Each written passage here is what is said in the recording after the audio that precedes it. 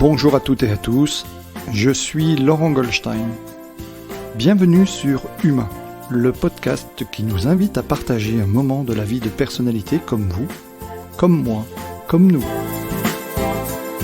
Tous ont accepté de faire un bout de chemin avec moi pour vous partager durant 1 heure leur humanité à travers la singularité de leur parcours et de leur chemin de vie. Bonne écoute!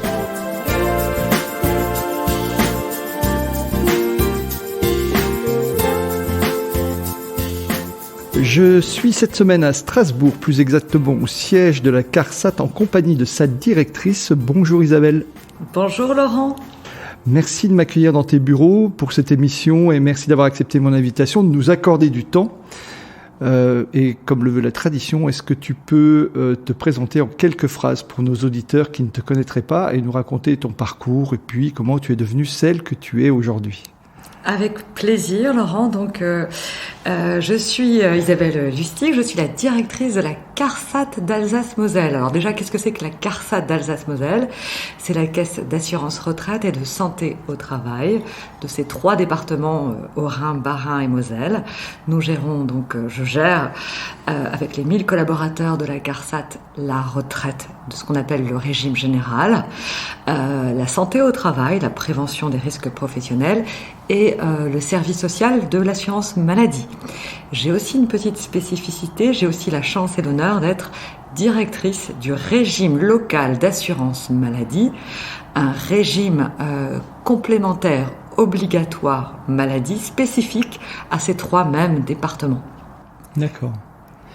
Et tu peux nous en dire un peu plus, en fait, ce qu'on appelle la CARSAT, c'est ce que le commun des mortels appelle la Sécu, en fait, c'est ça ? Alors, la CARSAT, dans notre région, la CARSAT est plus connue sous le nom de CRAV, Caisse régionale d'assurance vieillesse, mais en fait, elle a des missions plus larges que la retraite.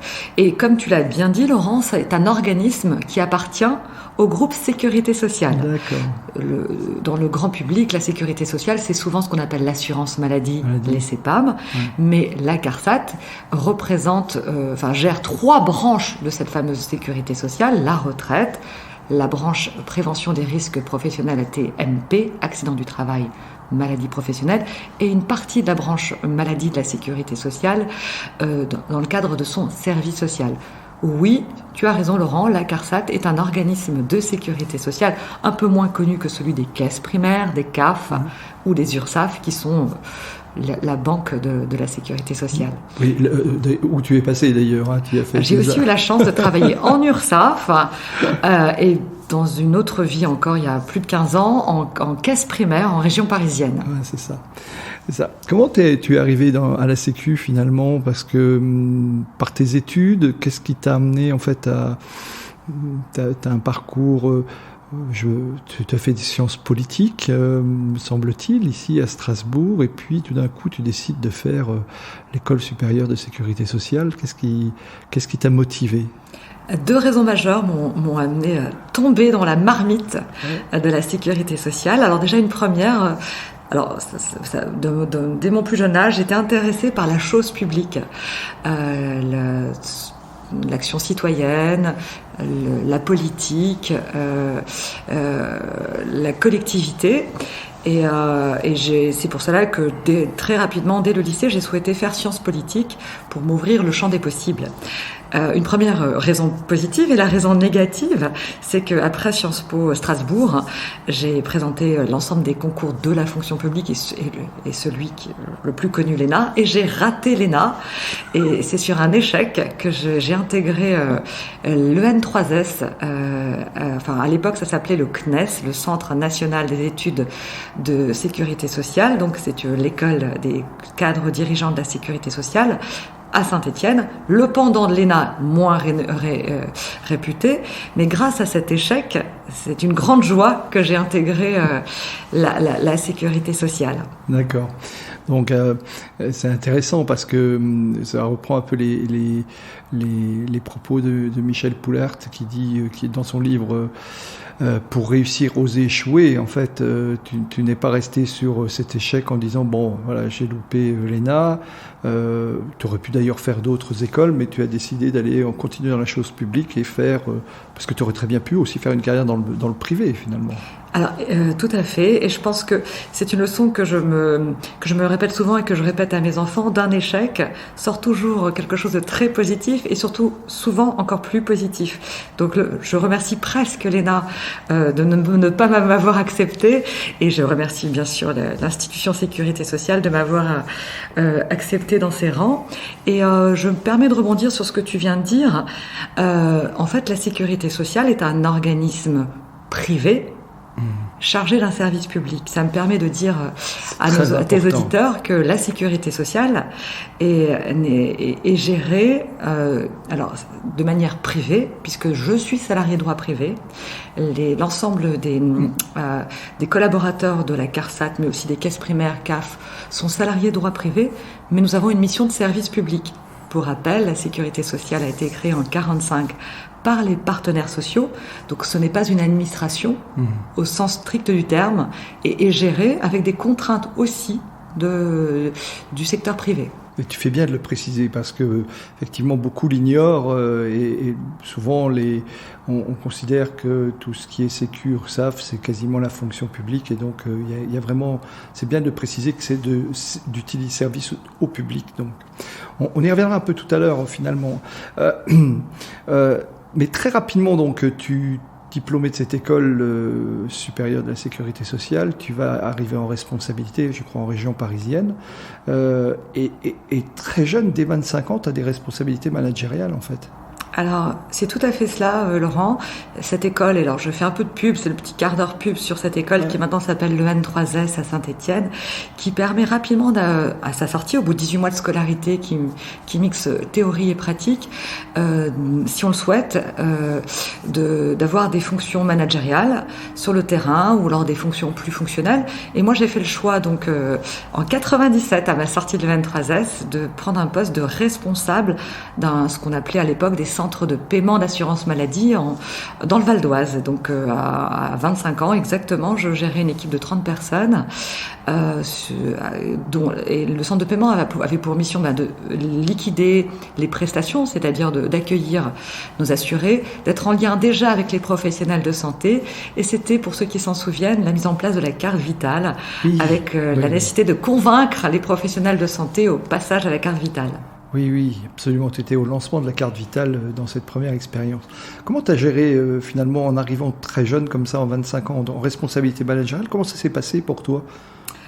C'est une question qui m'a interpellée, qui m'a stressée à la veille de ma prise de fonction. J'ai eu la chance d'avoir été recrutée par une directrice qui avait souhaité faire confiance à ce qu'on appelle une lève externe, donc jeune, sans beaucoup d'expérience en matière managériale, dans une équipe d'une trentaine de personnes dont les cadres avaient souvent 2 fois mon âge. En plus, j'étais une jeune femme. Mon adjoint était un homme à la veille de la retraite. Et je me suis appuyée tout simplement sur les collaborateurs, sur le terrain, et très rapidement j'ai mis les mains dans le cambouis, j'ai ouvert les enveloppes le matin avec mes collaborateurs. J'ai bien sûr aussi fait quelques erreurs de management dès le début, en souhaitant rapidement rénover quelques processus, mais en m'appuyant sur mes cadres, en étant dans le respect, l'écoute et la bienveillance. Même mes erreurs de jeune manager m'ont été entre guillemets pardonnées, et j'en suis ressortie grandie, et je suis restée dans ce poste-là et dans d'autres postes suivants, souvent en relation très longtemps encore avec mes collaborateurs plus anciens, avec plus d'expérience, parce qu'on s'enrichissait les uns les autres. Moi de ma jeunesse, de mon dynamisme, et quelquefois de mes erreurs, et d'une vision diverse, et eux de leurs compétences techniques et de leurs expériences. Alors, finalement, toute ta carrière, tu auras eu à gérer des hommes, des femmes, des services. Tu as toujours été en responsabilité. Tu n'as jamais eu envie de faire autre chose? Gérer des âmes est un vrai challenge. Ça veut dire être dans l'écoute, dans l'échange. Il y a eu des moments très difficiles. pour gérer des fois des conflits personnels, des fois des incompréhensions entre des collaborateurs et moi-même, la gestion aussi par exemple de certains syndicats, des relations sociales. Et il y a eu des moments où j'ai plus douté de moi-même que du collectif. Et pour cela, alors je crois que c'est intéressant de toujours s'appuyer sur ses collaborateurs, sur l'échange, sur aussi se remettre en question, soi-même être coaché, être formé, prendre du recul des fois aussi, aller sortir de son quotidien. Alors avec l'âge, puisque j'ai 50 ans aujourd'hui, cette année, je me pose la question de savoir si on est toujours bon à 50 ans, qu'à 40, à 30. Est-ce qu'on est meilleur ou pas? Je doute chaque jour. D'accord.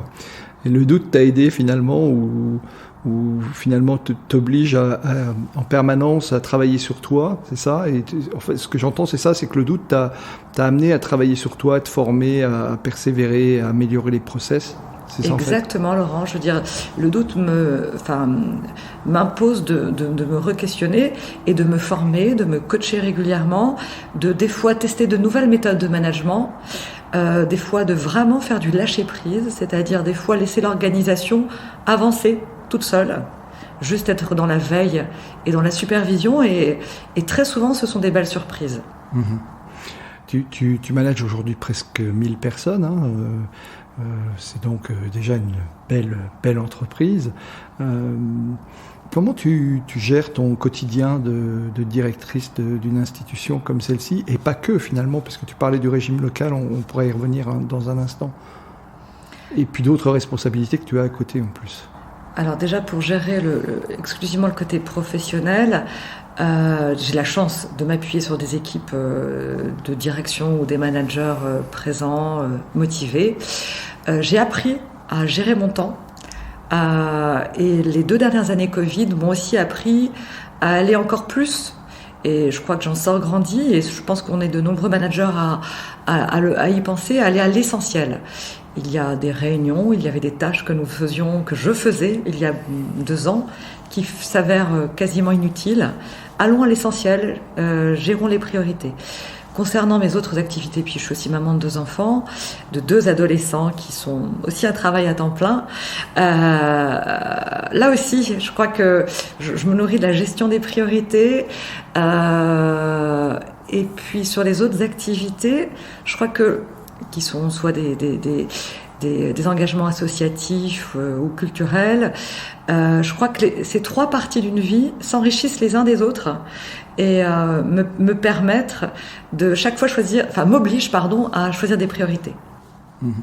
Et tu arrives à le faire facilement ou c'est intuitif? Il y a des périodes où j'y arrive facilement, où c'est intuitif. Il y en a d'autres où je fais des mauvais choix, où je prends trop d'engagement par rapport c'est un de ces 3 axes, mais rapidement les contraintes me rappellent à l'ordre. Et je crois que le Covid aussi a beaucoup aidé pour pouvoir mieux hiérarchiser ses priorités. Je le pense sincèrement. Alors tu étais directrice de la CARSAT ici en Alsace-Moselle. On peut revenir sur le régime local, on parlait un tout petit peu tout à l'heure. Tu étais dans une région, si ce n'est la plus touchée de la première vague, ou même la plus touchée de la première vague.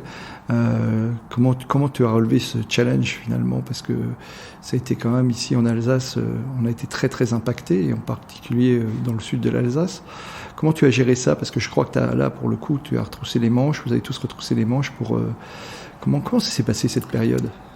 Ce fameux mardi midi, qui a vu le début du premier confinement, j'étais sur site, et j'étais à mon bureau, et le mardi midi, pendant 1 heure, j'étais en sidération, assise derrière mon bureau pour me dire, voilà, maintenant on y va. Maintenant, on rentre dans le dur. On avait tous eu, bien sûr, des informations préalables. On avait tous commencé à anticiper. On avait tous, je crois, au fond de nous, l'idée quand même que ça n'arrivera pas, qu'au dernier moment, ce fameux mardi midi n'aurait pas lieu. Et il y a eu ce moment de sidération. Je pèse mes mots, de vraie sidération, où j'étais devant mon poste pendant 1 heure, et je me suis dit, maintenant, tu vas creuser au fond de toi-même et tu vas te nourrir de ton énergie, tu vas t'appuyer sur tout ce qui a été déjà mis en œuvre dans l'organisation CARSAT, dans les outils, dans les équipes, dans les échanges que nous avions déjà eus tout le week-end précédent ou les 10 jours avant avec l'ensemble des équipes informatiques, RH, l'équipe de direction. Et maintenant, il n'y a plus le droit à l'erreur, on y va, on ne s'arrête plus et on fonce. L'idée, c'était de pouvoir continuer l'activité, de ne pas perdre, bien sûr, la chaîne de paiement pour l'ensemble de nos retraités, donc 700 000 retraités qui doivent être payés, plus tous les futurs retraités qui attendaient la liquidation de leur dossier retraite, puisqu'au total, on verse plus de 6 milliards d'euros par an pour la CARSAT d'Alsace-Moselle. Et l'idée, c'était continuité de service. Du côté des collaborateurs, c'est que tout le monde puisse trouver des modes de fonctionnement rapidement, bien sûr chez eux, et qu'ils puissent aussi, alors le moral des troupes était aussi très important, donc trouver aussi comment on pouvait accompagner régulièrement les collaborateurs dans leur gestion personnelle aussi, de leurs propres contraintes, enfants, conjoints, télétravail, voire problèmes de santé pour certains déjà, en mars d'il y a 1 an et demi. Donc voilà. D'accord. Et alors, comment vous avez fait? Donc, il y a eu une cellule de crise. Comment ça s'est passé finalement? Parce que je crois que vous avez réussi le challenge de finalement que tout le monde soit payé, faire la continuité de service. Alors quand tout le monde tout le monde est en service ici, j'imagine que c'est relativement simple. Mais quand on envoie tout le monde à la maison, waouh! Alors, j'ai pu m'appuyer sur 2 éléments. Alors, un premier, c'est que quand je suis arrivée il y a maintenant 5 ans, nous avions déjà commencé à tester le télétravail sur un protocole normal. Et nous l'avions expérimenté et nous l'avions testé sur à peu près une centaine d'agents. Et nous avions commencé à l'élargir selon des modalités normales. Donc, les outils informatiques, RH et téléphonie avaient commencé déjà à être développés, mais nous n'étions pas du tout à 1000 télétravailleurs. Nous étions à 150 télétravailleurs à la veille de ce premier confinement. Le deuxième élément qui m'a beaucoup aidé, et je ne m'étais pas fait que des amis, quand je suis arrivée il y a 5 ans, j'ai souhaité faire un audit de prise de fonction à titre personnel, faire le tour de points forts et points faibles. Je m'étais aussi fait accompagner d'un cabinet d'audit extérieur, et rapidement je me suis dit, tiens, il n'y a pas de vraie cellule de crise organisée, de procédure de crise. Alors il y a encore 5 ans, je suis passée, pardonnez-moi le terme, pour une folle. La nouvelle directrice, elle nous avec son inquiétude pour une cellule de crise en anticipation. Sans mentir, sur le plan national, il y avait déjà des travaux, mais en local, j'aimerais bien qu'on fasse un exercice, voire 2, de situation réelle. Et on a, je crois que ça faisait 1 an et demi que j'étais arrivée, on l'a fait, et bien sûr, dans ce premier exercice de crise, on s'est bien sûr planté. Et le fait de se planter, là encore, l'échec nous a permis d'optimiser nos process. On en avait refait un 2e, là on était bien meilleur, et le 3e, en réel. Alors on a aussi fait des erreurs, mais globalement, il y a eu continuité de service. À 98-99%, on a réussi à tenir pendant 1 an et demi. Maintenant, cette phase que nous vivions aujourd'hui, je la trouve, si tu permets Laurent, un tout petit peu plus difficile, puisque c'est stop and go. Oui. On en reviendra peut-être tout à l'heure. Oui, effectivement. Revenons un petit peu au régime local, parce que on est écouté dans toute la France, même dans quelques pays à l'étranger. Tu peux nous en dire un mot, parce que finalement tout le monde connaît le régime général. Le régime local, il a une vraie spécificité à l'Alsace et à la Moselle. Tu peux nous en toucher un mot? Avec plaisir, Laurent, parce que je suis une fan de la sécurité sociale au sens large, et je suis aussi une fan de ce régime local d'assurance maladie. En quelques mots, ce régime local est donc une assurance maladie complémentaire, obligatoire sur les 3 départements. Je ne rentrerai pas dans les conditions d'affiliation, mais tout simplement, en contrepartie d'une cotisation supplémentaire exclusivement salariale, qui est, au moment où je vous parle, de 1,5% donc du salaire, et qui, petit scoop, va être baissé à 1,3 à partir du 1er avril prochain, l'ensemble des bénéficiaires du régime local bénéficient d'un taux de remboursement supplémentaire. En quelques mots, L'hospitalisation, le forfait hospitalisation est pris en charge à 100%, les transports, taxi, VSL pris en charge 100%, les soins de ville, au lieu d'être remboursés à 70%, sont remboursés à 90%. Il y a bien sûr un troisième étage pour l'ensemble des assurés, c'est les fameuses complémentaires auxquelles vous adhérez de façon obligatoire si vous êtes salarié, puisque c'est la fameuse mutuelle complémentaire obligatoire. Mais de facto, ces mutuelles doivent coûter moins cher et à l'employeur et aux salariés, puisque ce deuxième étage du régime local prend en charge des remboursements supplémentaires. Ce régime local est historique puisqu'il vient de la période où l'Alsace et une partie de la Lorraine étaient sous l'Empire allemand, et différentes lois et textes l'ont consolidé, et il continue d'exister aujourd'hui, et il rembourse donc de façon plus efficace, de façon plus haute, les soins de ville et les soins hospitaliers, et il gère aussi un budget de prévention à hauteur de 2,3 millions annuels qui nous permet d'accompagner certains programmes de prévention en santé, nutrition, dans les 3 départements. Oui, parce que il y a aussi tout ça. Il n'y a pas uniquement la CARSAT n'est pas uniquement là pour payer des prestations, mais elle fait aussi beaucoup de prévention. Elle aide aussi à la réinsertion des gens qui ont eu des accidents du travail. Il y a tout ce travail qui est fait finalement, et accompagnement aussi des entreprises. Il y a tout un travail aussi qu'on ne connaît pas bien finalement de l'extérieur. Tout à fait, Laurent. Alors là, les 2,3 millions, je parlais bien du régime local. Et ce que tu évoques, c'est les autres missions de prévention de la CARSAT, qui sont exactement, en prévention, tu l'as bien expliqué, prévention des accidents du travail, on fait des conseils en entreprise, des conseils aussi auprès des salariés. On accompagne aussi, ça c'est le service social de l'assurance maladie, on accompagne les assurés par exemple en retour d'hospitalisation, ou ceux qui ont des longs arrêts de travail, et qui sont susceptibles malheureusement de perdre leur travail, ou plus à même de revenir sur leur lieu de travail suite à des burn-out ou à des maladies. Et nous avons aussi du côté retraite, nous pouvons aussi, on est sur l'accompagnement des personnes qui souhaitent prendre leur retraite, sur le conseil par rapport à leur carrière, par rapport à la date. Après cela reste, tout au moins pour le volet retraite, des choix personnels de nos assurés. D'accord. Tu parlais de burn-out, tu l'évoquais. Selon tes connaissances et par rapport à, j'imagine, à des retours d'informations ou de statistiques qu'on te remonte, c'est quelque chose qui est en augmentation. Quelle est la tendance par rapport à ça ? Alors, on n'a pas des chiffres précis concernant nos 3 départements. Sur le plan national, les études sont là pour montrer qu'il y a des burn-out, des dépressions. On identifie, mais ça c'est quelque chose de post-Covid, beaucoup de fatigue auprès de certains cadres, managers. Je crois qu'au sein de la CARSAT aussi, on est tous aussi un peu fatigués. Et il y a ce burn-out est quelque chose qui fait partie des missions aussi, de la sécurité sociale, essaye d'accompagner et de prévenir ce burn-out avec différentes mesures au niveau des services prévention, en accompagnement bien sûr avec les services de santé au travail, avec et ça vous le faites à destination des entreprises essentiellement, c'est ça ? Et des assurés. On a 2 volets et depuis peu. Et ça fait partie d'un axe important 2022 de l'assurance maladie, la prévention de la désinsertion, j'y arrive jamais, la PDP, la prévention de la désinsertion professionnelle, est un axe majeur des travaux de l'assurance maladie.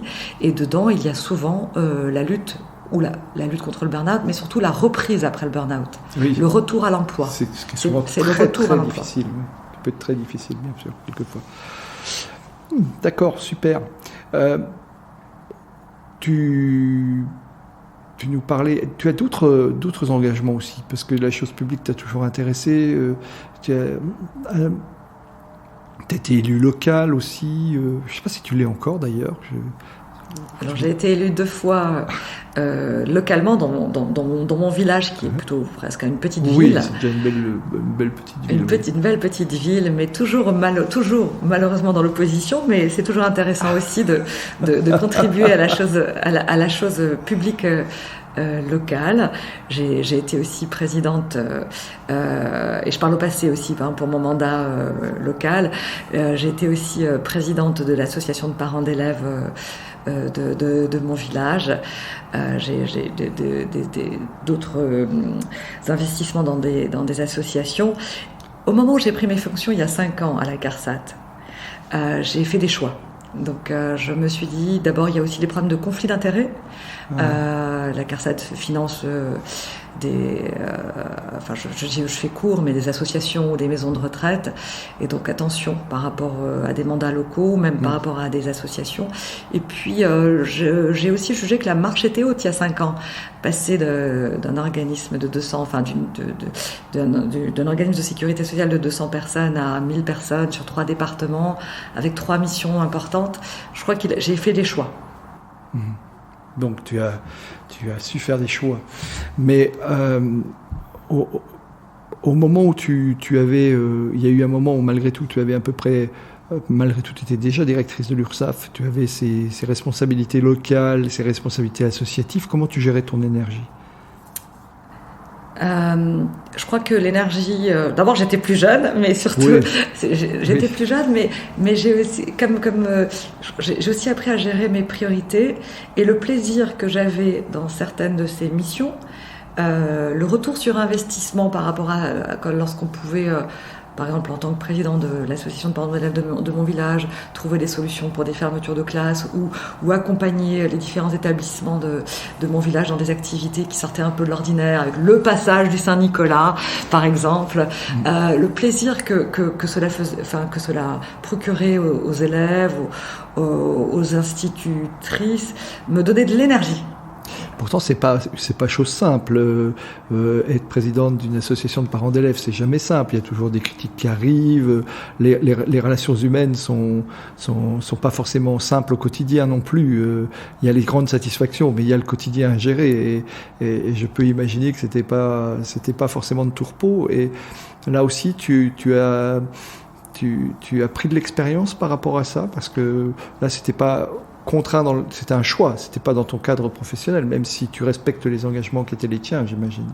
Alors, je confirme ton analyse, Laurent, et je pense que de mes expériences hors professionnelles, sur ces expériences, je me suis appuyée pour mon fonctionnement professionnel, et dans l'autre sens, c'est-à-dire que mes compétences managériales que j'ai acquises dans mes différentes fonctions m'ont servi dans mes activités associatives et dans l'autre sens. Et je me nourrissais en fait. Je crois que même le monde associatif ou le monde politique local m'ont aidé dans ma pratique professionnelle, et à contrario, ma pratique professionnelle m'ont aidé pour organiser une réunion de parents d'élèves avec un ordre du jour restreint mais efficace, mais sans oublier néanmoins quand même le moment de convivialité. On ne peut pas gérer non plus une association de parents d'élèves comme on gère un comité de direction, par exemple. Mais je crois que ça s'enrichit, et c'est quelque chose que je pense que c'est une vraie plus-value, et j'espère que mes enfants feront la même chose demain, c'est-à-dire que trouveront différentes activités qui leur permettront de s'enrichir. D'accord. Comment tu te ressources ? Je me ressource bien sûr auprès de ma famille, j'ai aussi un peu j'essaie de trouver un peu de temps pour moi, de la lecture, alors pas trop de sport, ne m'emmène pas sur ce champ, Laurent. Non, je veux pas y aller. Si tu veux pas y aller, j'irai pas, il n'y a pas de problème. Mais vraiment sur ma famille et les amis, et amis. Et puis je me ressource aussi dans les joies, dans la joie professionnelle, ou dans les succès professionnels, dans les succès. Ça me donne de nouveau de l'énergie. D'accord. Pour affronter les difficultés qui arrivent derrière, c'est ça en fait. Exactement. D'accord. T'as une idée de quel type de manager tu es en fait, si tu devais te définir parce que forcément les gens de l'extérieur peuvent avoir une image de toi et de toi-même. Comment tu te définis ? Est-ce que tu es plutôt quelqu'un coopératif, collaborative, normative, ou est-ce que c'est un petit peu tout ça qui est réuni en une seule personne ? J'ai toujours trouvé cette question très difficile. Même quand je la pose à des futurs candidats, quel manager pensez-vous être? Comment serez-vous demain? Je trouve que, en vrai, je crois que j'ai pas la réponse, mais j'essaie d'être délégatif, j'essaie d'être participatif, j'essaie de donner un cadre à mes collaborateurs. Alors, je sais pas si c'est ça, c'est ce que tu appelles toi manager normatif, cadre dans lequel ils pratiquent. Mais je sais que j'ai une chose dont je suis sûre, c'est que j'ai un côté convivial. Alors peut-être trop des fois. Et j'ai aussi un côté où des fois j'ai besoin d'être réassurée, de contrôler tout au moins que le cadre est bien respecté et que le résultat est là. Donc ça c'est une certitude. C'est un mix peut-être de convivialité et de supervision. Oui. Je t'ai vu tout à l'heure quand tu es venu m'accueillir, tu m'as dit attends, il faut que je dise bonjour. Je suis descendu, je vais dire bonjour à tout le monde. Donc il y a ce côté aussi proximité qui est très important chez toi. Tu as aussi dû faire de la modernisation parce que c'est une institution qui s'est modernisée de manière très importante finalement dans les dernières années. Tu as réussi à faire passer les objectifs que tu avais envie ou les orientations que tu voulais donner quand tu as dit, quand je suis arrivé, ils m'ont regardé comme ça, quand j'ai fait mon audit, les simulations sous stress, etc. Tu as réussi à impulser quelque chose et ça s'est fait comme tu voulais. Je crois que déjà déjà la sécurité sociale n'est plus la vieille maison telle qu'à un moment, je sais pas pour ceux qui s'en souviennent, Coluche faisait de l'humour sur les collaborateurs de la sécurité sociale qui regardaient leur horloge. La sécu n'est pas du tout cela en fait. La sécurité sociale est une vieille maison, c'est vrai, mais qui bouge beaucoup, qui évolue en fonction de la société. On le voit dans le changement des prestations, mais on le voit aussi dans le changement des services qui sont développés par le plan national, toutes branches de sécurité sociale confondues. Maladie, allocation familiale, mais plus particulièrement concernant la CARSAT, la branche retraite a mis en place des nouveaux outils. Vous pouvez suivre en ligne votre carrière. Petit coup de pub, ouvrez tous votre compte personnel sur assurance.retraite et vous allez avoir toute votre carrière indiquée depuis le premier jour où vous avez travaillé. Me concernant, depuis l'âge de 16 ans, j'ai fait des petits boulots et vous le voyez sur votre carrière que vous avez cotisé et ça vous permet d'acquérir des droits. Donc la sécurité sociale évolue, innove, se modernise et particulièrement aussi la CARSAT. Et donc notre objectif a été aussi d'adapter les outils. On les a aussi doublement modifiés à cause ou grâce du Covid en mettant en place des modes de travail hybrides, ce fameux mix de télétravail, présence sur site, nécessité aussi maintenant d'utiliser des outils nomades, collaboratifs. Et nous avons un lourd travail aussi maintenant, c'est de convaincre nos clients, et je parle bien de clients, parce que le terme usager ne me convient pas. Alors clients, c'est à la fois les assurés, c'est les futurs retraités, ce sont les entreprises, ce sont aussi nos partenaires. Notre travail, c'est de les convaincre d'adhérer à ces nouveaux services en ligne, collaboratifs, et demain, chacun d'entre vous pourra, alors quand demain c'est dans les années à venir, pourra mettre directement à jour sa carrière en ligne, ce qui vous permettra de calculer votre retraite très rapidement et de faire des choix éclairés à tout moment. Et ces fameux services innovants collaboratifs ne sont pas que des gains de productivité, sont aussi un vrai service donné au public et nous permettent à nous, collaborateurs de la CARSAT, de passer peut-être plus de temps avec des clients qui sont éloignés, soit du numérique, soit de la langue française, soit de la compréhension de la législation. Parce que je rappelle que demander sa retraite, si vous permettez, ça tombe, il faut la demander. C'est pas quelque chose qui se fait automatique, donc il faut faire la démarche de. Donc tout le temps que nous avons grâce à la coproduction nous permet d'être plus à l'écoute des clients en difficulté.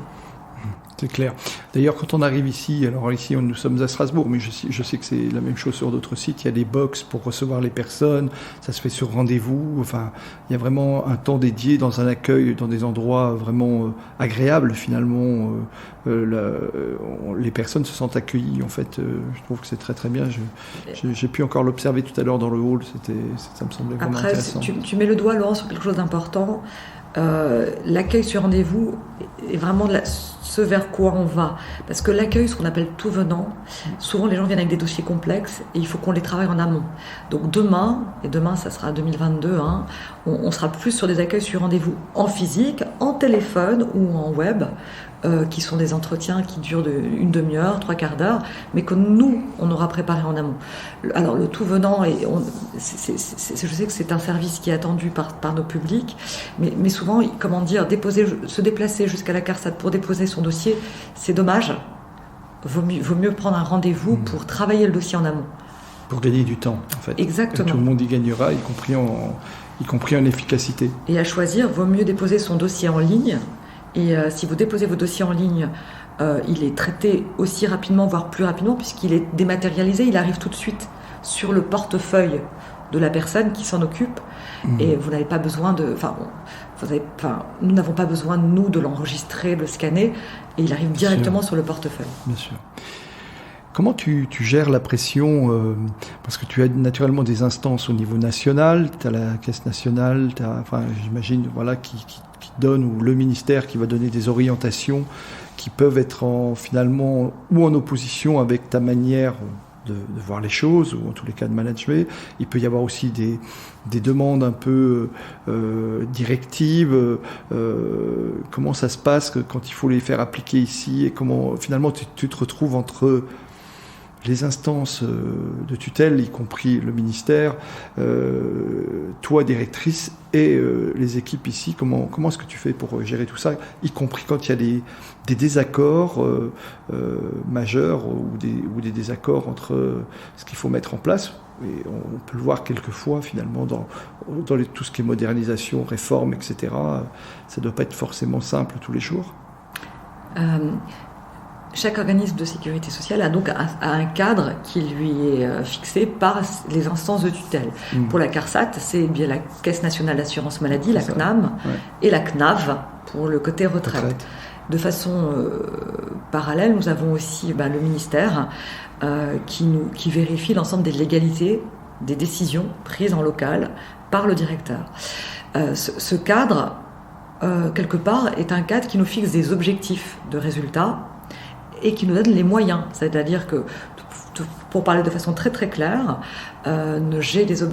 chaque organisme de sécurité sociale je me vois fixer des objectifs annuels, souvent quadriannuels, dans ce qu'on appelle un CPG, un contrat pluriannuel de gestion, avec des objectifs, et en contrepartie, j'ai des moyens.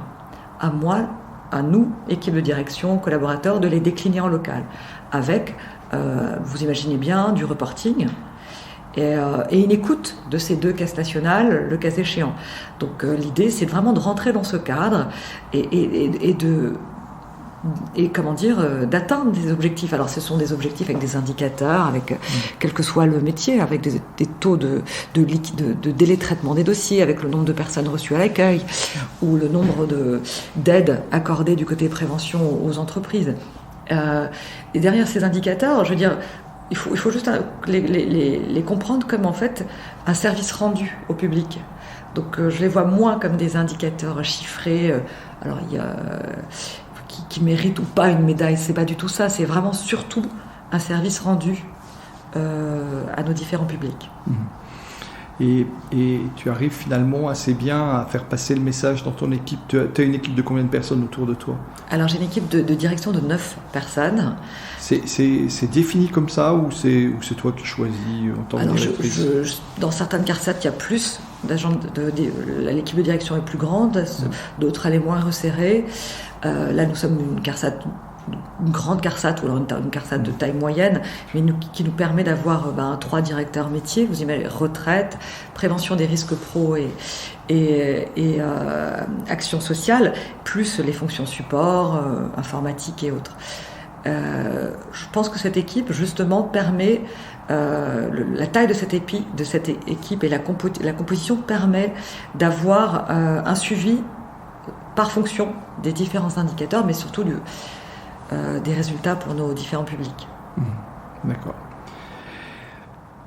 Est-ce que tu te souviens dans ton cheminement personnel finalement d'une rencontre ou d'un conseil qu'on t'ait donné qui a beaucoup compté pour toi? Est-ce qu'il y a quelque chose dans ta carrière qui t'a aidé à devenir encore celle que tu es aujourd'hui? Une de mes premières rencontres professionnelles dans un de mes premiers stages pratiques a été avec un directeur de classe primaire qui m'avait dit une chose qui m'avait fait plaisir et une autre qui m'avait pas fait plaisir. Et je l'ai toujours au fond de ma tête. Il me sentait dynamique et motivé, et il s'en félicitait. Il m'a dit attention de ne pas perdre certains de tes collaborateurs dans ce dynamisme et dans cette motivation. Et il a raison. C'est quelque chose qui me porte. Et il m'est arrivé de perdre des collaborateurs dans le dynamisme. Après, ça se voit rapidement et je reviens en arrière. Mais c'est un conseil que je garde au fond de ma tête. D'accord. Ça, c'est ce qui t'a fait plaisir, c'est ça en fait? Non, le dynamisme, pardon Laurent, m'a fait plaisir, ouais. mais le risque et le fait que je suis susceptible de... T'as mis un point de vigilance, c'est ça en fait? Oui, parce qu'il l'avait déjà identifié, donc je me suis dit, oula, attention. D'accord. Tu as toujours ce dynamisme en fait? Il y a des jours plus que d'autres, mais j'ai vraiment la chance de travailler pour la sécurité sociale, qui est une institution qui me tient à cœur. Je l'ai dit, je suis fan et j'assume ce que je dis. La sécurité sociale fait partie des valeurs de la France et de façon plus large. J'ai eu la chance aussi de travailler pour des pays étrangers. Ouais. J'ai accompagné des pays étrangers à monter des systèmes, à les accompagner dans la mise en place de leur système de sécurité sociale. On a la chance d'avoir alors c'est peut-être l'un des meilleurs systèmes de sécurité sociale de France. Si ce n'est le meilleur, d'ailleurs. Pourvu qu'il perdure. Et je crois que là-dessus, collectivement, on a tous une responsabilité sur la façon dont on utilise le système de sécurité sociale français, tant du côté prestation que du côté aussi prévention. Quels sont les projets pour cette année 2022 de la CARSAT? Est-ce que vous avez des projets? Quels vont être les projets de la CARSAT et quels sont les projets d'Isabelle pour l'année 2022? Alors l'année 2022 sera celle de la consolidation post-Covid, de nos différents modes de fonctionnement. Du côté retraite, on a la mise en place d'un nouvel outil qui va permettre à terme à chacun d'entre nous de mettre à jour sa carrière et de faciliter la liquidation, le traitement des retraites de notre public, parce que je vous rappelle, si vous avez travaillé dans 3 ou 4 régimes de retraite différents, il faut traiter ces retraites dans les 3 régimes, et demain, grâce à ce nouvel outil, ça sera beaucoup plus facile. Vous imaginez bien qu'un nouvel outil, ça fait des cheveux blancs du côté informatique, mais aussi du côté organisation. Donc on a vraiment une année 2022 de consolidation de cet outil, de réflexion, comme j'ai pu le dire précédemment, de notre politique d'accueil, rendez-vous. Et concernant, de façon transverse, les autres missions, on est dans ce qu'on appelle la dernière année 2022 de nos différents contrats pluriannuels de gestion.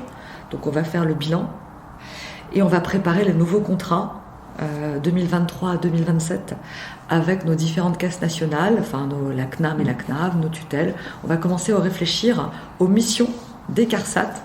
La réflexion a déjà entamé des 4 ou 5 ans à venir. Et me concernant, c'est bien sûr d'accompagner l'ensemble des équipes dans ces changements, ces transformations, et peut-être de vraiment faire une phase de bilan de ces 2 précédentes années Covid pour continuer à en tirer des leçons. Il y aura des conséquences aussi en matière aussi d'aménagement des espaces. Le fait d'être un mix de télétravail et travail sur site, ça va aussi changer, ça change nos modes de travail sur site. C'est pas quelque chose de facile à appréhender pour les collaborateurs qui ont aussi eu des habitudes. Et là-dessus, il faut qu'on accompagne l'ensemble de ces transformations. Oui, parce que bien sûr, il y a ceux qui vont aller un peu plus en télétravail, et puis il y a ceux qui qui vont revenir de télétravail. Et là aussi, on le sait aujourd'hui, là aussi il y a tout un accompagnement à faire parce que forcément les équilibres changent entre ceux qui sont allés beaucoup en télétravail, d'autres, puis des habitudes aussi se sont prises. Et forcément là aussi, bien sûr, ça nécessite un accompagnement et ça je l'entends bien. Donc encore une question.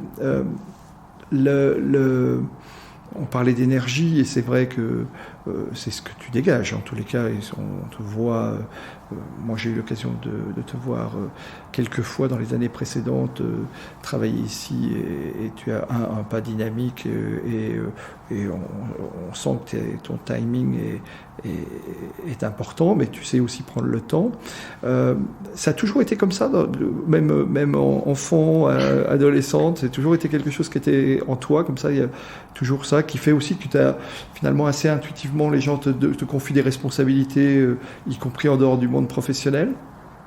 Je crois que j'ai eu la chance d'avoir été élevée par des parents dynamiques, conviviaux, qui m'ont fait rapidement, à un très jeune âge, confiance sur mes choix personnels, sur la façon dont je gérais aussi mes activités à l'époque, à l'école, culturelle, sportive. Et je crois que j'ai vraiment eu cette chance d'avoir eu des parents qui m'ont fait confiance et qui eux-mêmes étaient aussi dynamiques, qui venaient eux-mêmes de mondes pas favorisés du tout, mais qui ont réussi justement à rebondir. Et cette énergie et quelque part le succès qu'ils ont rencontré dans leur vie professionnelle et personnelle m'a nourri de cette énergie. Et je crois qu'on peut, si tu permets, Laurent, je dirais peut-être pas énergie, j'ai envie de dire plutôt optimisme. J'ai pas de l'énergie, j'ai plutôt de l'optimisme. Alors, comme tout le monde, il m'arrive d'avoir 1 ou 2 genoux à terre, mais je crois que c'est plutôt un optimisme qui me guide, que j'essaie, dans la mesure du possible, de retrouver dans les pratiques managériales ou dans la stratégie que je mets en œuvre. Soyons optimistes, même dans les difficultés. Et souvent, je crois que j'ai peut-être presque plus de facilité à gérer les soucis que lorsque ça fonctionne bien, grâce à cet optimisme. Mmh. D'accord, c'est-à-dire en fait quand quelque chose arrive, tu es tout de suite en recherche de solutions.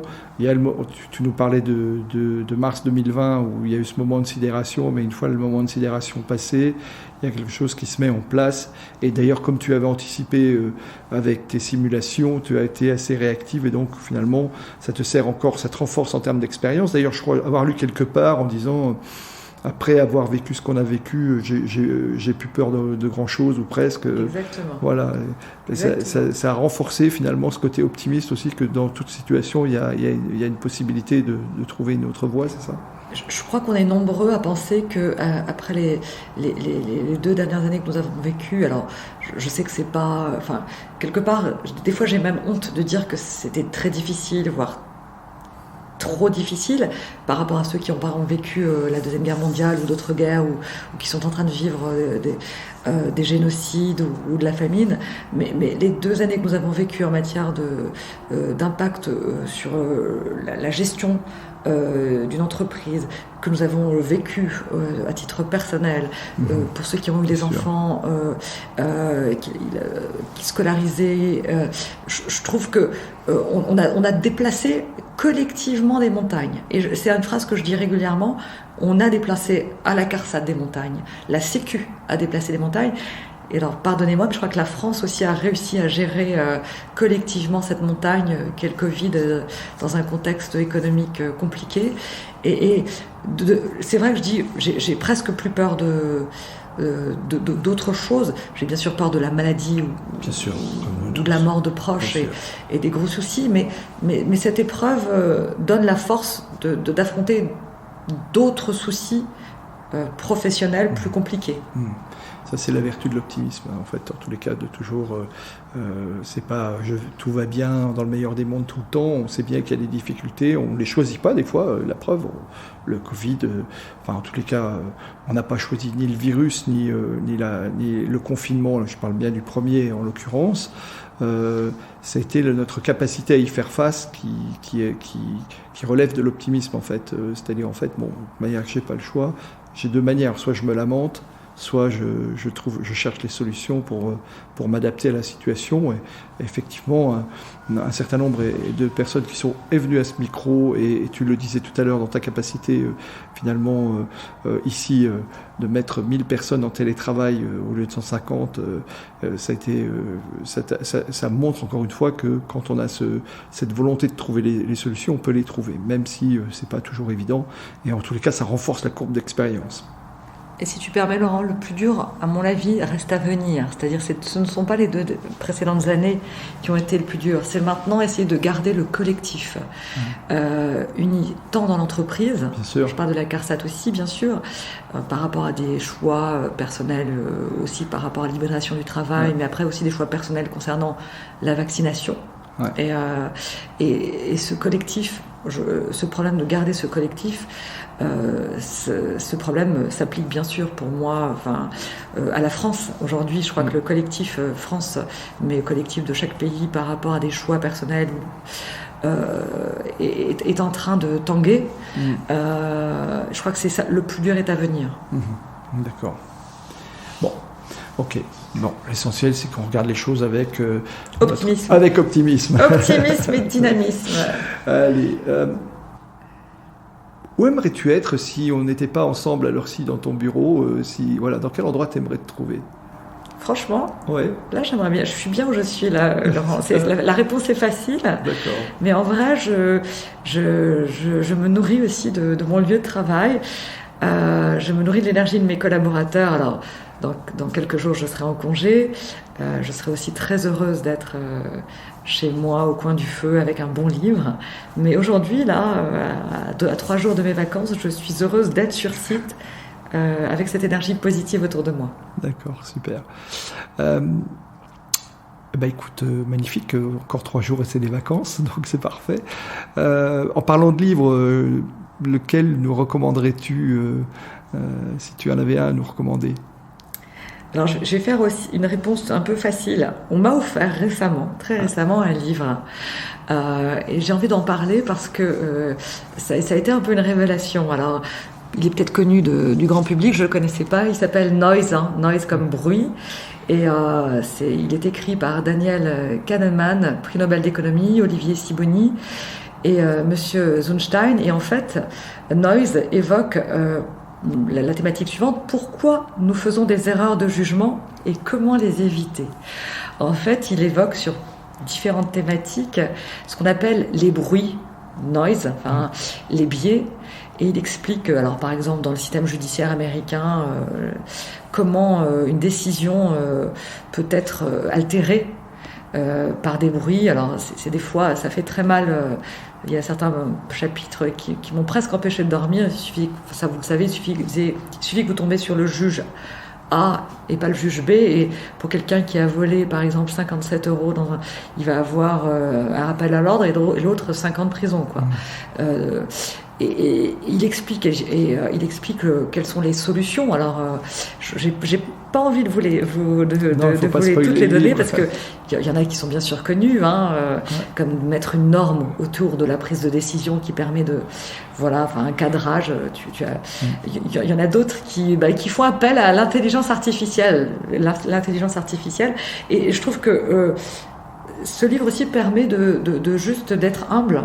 On fait tous des erreurs de jugement et nos choix, qu'ils soient personnels ou professionnels, surtout par exemple en matière de management, quand on décide de recruter quelqu'un, et là aussi ça m'a vraiment interpellée, comment on peut avoir un biais. Alors c'est pas le biais au sens par rapport à ses propres valeurs, mais c'est l'ensemble des bruits. Alors les bruits, ça peut être aussi la société au moment T dans lequel nous sommes, peut nous donner envie de plus aller vers la droite ou la gauche dans un choix managérial, mais c'est très intéressant. Noise, donc. Noise. Il y a une version française. Ah oui, alors j'ai la traduction française devant moi. C'est parfait. Merci pour le livre. Alors, tu as parlé d'une notion de recrutement et c'est une question que je ne t'ai pas posée. Comment fait-on pour rentrer à la CARSAT ? Est-ce qu'il y a des... Alors, on a compris que pour les agents de direction, c'est-à-dire le top management, il faut passer par cette école dans laquelle tu es enseignante aussi. J'enseigne, j'ai la chance d'enseigner donc à l'EN3S, cette école des cadres et des dirigeants de la protection sociale à Saint-Étienne. Et on y accède comment par concours, c'est ça? Suite après les classes prépa ou quelque chose comme ça? C'est tout à fait ça, Laurent. En fait, il faut à minima un niveau licence et souvent les profils sont Sciences Po. C'est un concours d'entrée avec des épreuves d'admissibilité théoriques. Vous imaginez bien une épreuve de protection sociale et puis les épreuves d'admissibilité des oraux. Et il y a X places, alors cette année c'était 60 places ouvertes. Scolarité de 18 mois avec un diplôme au bout de 18 mois. Et à partir du moment où vous êtes diplômé de l'EN3S, vous postulez, puisque je rappelle que la sécurité sociale est un organisme, globalement les organismes locaux sont des organismes privés chargés d'un service public. On postule et on est recruté. Alors quand on sort de l'EN3S, on n'est pas tout de suite directeur, on est d'abord peut-être manager, assistant, attaché de direction, responsable d'un service accueil. Donc on est recruté, on postule. Progressivement, pour devenir après cadre dirigeant et directeur adjoint, DRH, directeur, on est sur ce qu'on appelle une liste d'aptitudes chaque année. C'est comme une liste qui vous donne un agrément, vous êtes susceptible d'eux, et à partir de là, vous postulez. Et pour être directeur, là, vous êtes, vous postulez. Vous êtes aussi très souvent même, vous passez devant un cabinet conseil. Vous avez les entretiens d'embauche avec le ou les directeurs de caisse nationale, CNAM, CNAV ou CNAF qui vous recrutent, et votre nom est proposé au conseil d'administration, puisque chaque organisme de sécurité sociale a un conseil d'administration, et je fais simple dans la façon de parler de la nomination, qui ne peut que s'opposer à votre nomination à la majorité des 2/3. Donc c'est un vrai processus de postulation et d'embauche. D'accord. Et après, il y a une nomination pour les directeurs au journal officiel. Exactement. C'est quand même Oui, d'accord. Et pour devenir agent de la CARSAT, à ce moment-là, est-ce qu'il y a une école particulière Alors, pour être salarié de la CARSAT, de la CAF, de la caisse primaire, on postule. Nous mettons régulièrement des annonces à Pôle emploi, à l'APEC aussi pour des postes de cadre. Ce sont des entretiens comme dans le secteur privé. Alors, il nous arrive des fois de faire aussi des épreuves écrites pour des personnes qui sont juristes. Donc, c'est une embauche directe, puisqu'ils sont salariés de facto de la CARSAT, avec un contrat de travail de droit privé. D'accord, super. Allez-y, postulez à la CARSAT, on a des jolis postes. C'est une belle maison. On recrute toujours, on recrute des téléconseillers, on recrute des gestionnaires de comptes, on recrute aussi des cadres, des managers, des assistants de services sociaux, des ingénieurs conseils aussi pour tout ce qui est prévention. Oui, on en parlait, la prévention en particulier, on en parlait tout à l'heure.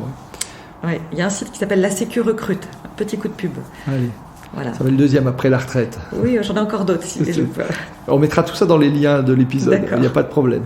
Merci beaucoup Isabelle pour cet entretien qui arrive à son terme. Qui me recommanderais-tu de rencontrer pour un prochain épisode? Je crois qu'il est mort. Ah comme ça va. J'avoue que le fondateur de la sécurité sociale, à mon sens, c'est Pierre Larocque. Donc c'est quelqu'un qui je pense que j'aurais beaucoup de plaisir à échanger avec lui. Pourquoi il s'est lancé dans cette aventure et quelle est l'énergie. Qui je te recommanderais? Si j'avais une baguette magique, et ça va peut-être étonner, quelqu'un comme Barack Obama. Oui, d'accord. Écoutez, oui, bien sûr, ce serait bien. Qui a eu un parcours étonnant et voilà. Mais je pense que tout le monde serait ravi.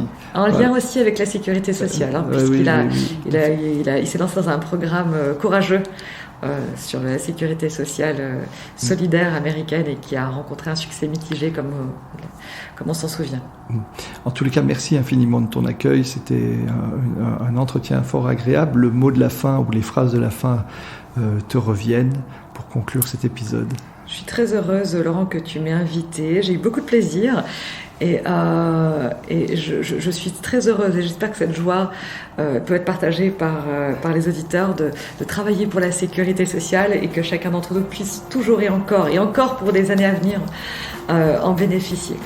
Merci beaucoup Isabelle, merci à tous de votre fidélité, de votre écoute. Je vous dis à très bientôt et en particulier déjà la semaine prochaine pour un nouvel épisode. À bientôt.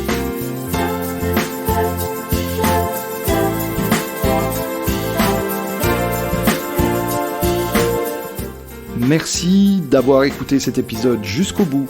Si ce podcast vous a plu, n'hésitez pas à en parler autour de vous et à le partager.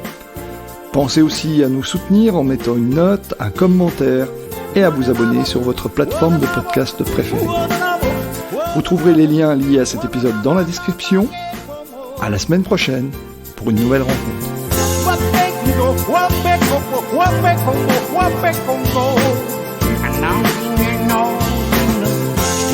Stick it up my face.